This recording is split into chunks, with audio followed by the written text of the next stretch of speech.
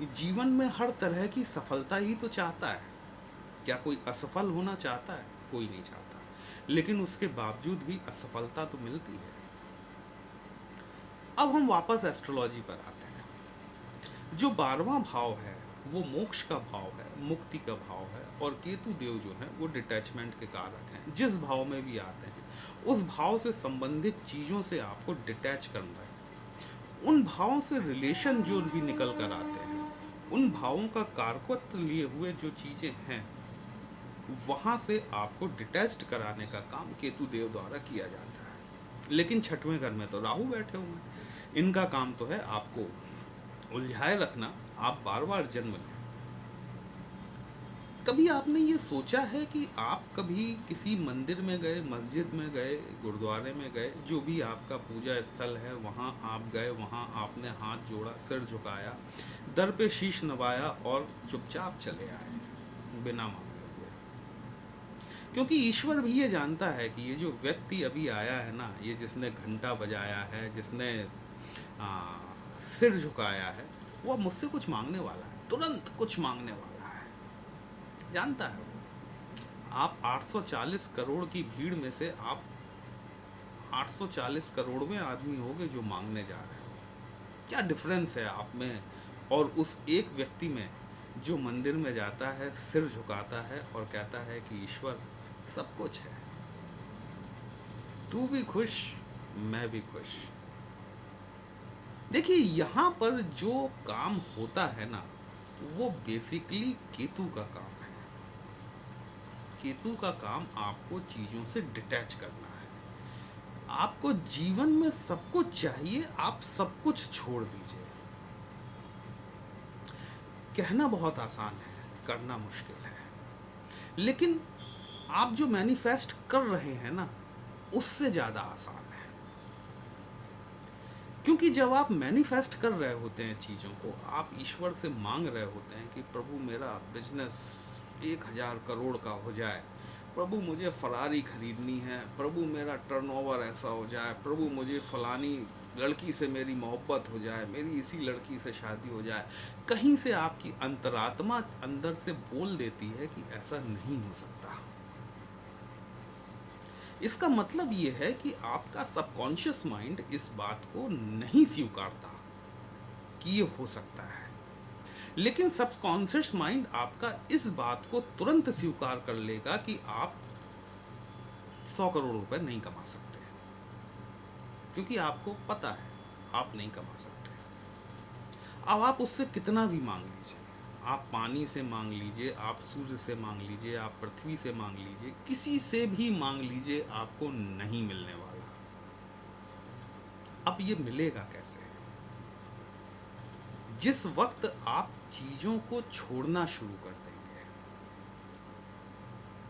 जब जिंदगी में आप दो चीज़ें होती हैं, देखिए, एक चीज़ होती है कि मुझे सब कुछ पाना है और कैसे पाना है ये मुझे पता है, मैं ये करूँगा तो ये हो जाएगा और ऐसा करके यहाँ से ये रिजल्ट निकल कर आएगा और इस रिजल्ट से ये ऐसा होगा और मैं ये पालूँगा। तो ईश्वर भी कहता है कि भाई इसे सब पता है, मैं क्यों टांग अड़ाऊँ? मैंने तो कहा नहीं था कि तू पैदा हो जा, है ना? तू तो एक्सीडेंटल है, मेरी जवाबदारी नहीं है तुझे देने की। लेकिन जब आप ये कह देते हो कि प्रभु, हे ईश्वर, मुझे कुछ नहीं पता। अर्जुन ने जब अपने आप को कृष्ण के प्रति पूरी तरीके से समर्पित कर दिया था कि कृष्ण, मुझे कुछ नहीं पता, जब कुछ नहीं पता का शब्द आपके साथ में जुड़ जाता है, कुछ आप मांगते नहीं हो, तब जाके उस ब्रह्मांड में खलबली मचती है कि इस 840 करोड़ की आबादी में से एक शख्स ऐसा कौन सा है जिसे ना तो कुछ पता है ना इसे कुछ चाहिए। यहाँ आपका केतु एक्टिव होता है। और जब आपका केतु एक्टिव होता है ना, जब आप सब कुछ छोड़ चुके होते हो, तब आपका राहु एक्टिव होता है। क्योंकि राहु का कार्य है उसको जीवन में उलझाए रखना, उस प्राणी को लगातार सतत जीवन में उलझाए रखना। और जब ये राहु महाराज एक्टिव होते हैं ना, तो ये सब कुछ देना शुरू करते हैं, क्योंकि उनको तो उलझाए रखना है। आपको मुक्ति नहीं मिलनी है, आपको वो मोक्ष नहीं लेने देगा, आपको उस रास्ते पे नहीं चलने देगा, आपको केतु के रास्ते पर नहीं चलने देगा जहां पर कि आप सब कुछ छोड़ के अपने आप को उस परमात्मा में विलीन कर दो। ऐसा राहु होने नहीं देना चाहता। इसलिए वो सारी चीजें जो आप छोड़ते जा रहे हो, वो राहु आपको देना शुरू कर देगा। जरूरत क्या है आपको? सिर्फ मांगना छोड़ने की। आप करके देखिए। आपको मैं ये बात बोलता हूं, आजमाया हुआ है, कई बार आजमाया हुआ है। आप 45 दिन करके देखिए कि मुझे ये चाहिए, ये चाहिए, ये चाहिए, लिख के देखिए। जैसे आप मांग सकते हैं वैसे मांग के देखिए आप। और उसके बाद 45 दिन आप उसी चीज़ को ये सोच कर देखिए कि मुझे ये नहीं चाहिए, मुझे ये नहीं चाहिए, मैं क्या करूँगा, इसका क्या उपयोग है मेरे जीवन में इस चीज़ का। वो चीज़ आपके पीछे आएगी। फिर चाहे वो पैसा हो, चाहे शोहरत हो, चाहे दौलत हो, चाहे आपका प्रेम हो, चाहे आपका प्यार हो।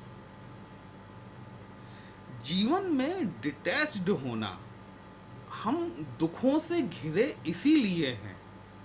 हमारे दुख का कारण ही ये है कि हम अपने आप को अटैच्ड रखते हैं।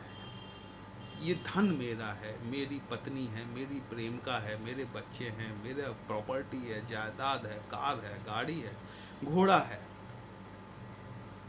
और इन्हीं चीज़ों से केतु हमें डिटैच करते हैं। तो जब जब केतु हमें डिटैच करते हैं तब तब हमें दुख का अनुभव होता है कि हे परमात्मा, मेरे साथ ही ऐसा क्यों। परमात्मा कहता है तू तो एक्सीडेंटल है ना। परमात्मा कहता है कि तू तो एक्सीडेंटल है, मेरी कोई लाइबिलिटी नहीं है, जवाबदारी नहीं है।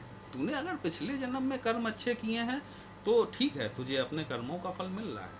लेकिन जब आप चीज़ों को छोड़ना शुरू करते हो, आप याद कीजिए अपनी माइथोलॉजिकल स्टोरीज को, जिसमें जब ऋषि मुनि तपस्या करना शुरू करते थे, वो भी एक तरीके का डिटैचमेंट था, चीज़ों से अपने आप को विरक्त कर लेना था। मैं आपको साधु सन्यासी बनने के लिए नहीं कह रहा हूँ। आप डे टू डे लाइफ में आप चीज़ों को छोड़ना शुरू कीजिए। ब्रह्मांड में खलबली मच जाएगी कि कौन व्यक्ति है जो केतु की राह पर चल पड़ा है, जो मोक्ष की राह पर चल पड़ा है, जो मुक्ति की राह पर चल पड़ा है, जिसने कह दिया कि मुझे कुछ नहीं पता, सब कुछ तेरे हाथ में है, तू जाने, तुझे जैसा रखना हो रख। आपकी समस्त कामनाएं पूरी करने का कार्य आपके राहु देव के जिम्मे है, और वो राहु देव आपके लिए काम करना शुरू कर देंगे।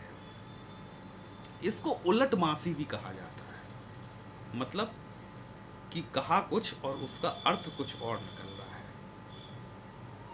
देखिए करके, यदि ऐसा होता है तो कमेंट बॉक्स में ज़रूर बताइएगा, और वीडियो अच्छा लगा हो तो लाइक, शेयर और सब्सक्राइब जरूर कर लीजिएगा। चलिए फिर मिलते हैं, तब तक के लिए जय श्री राम।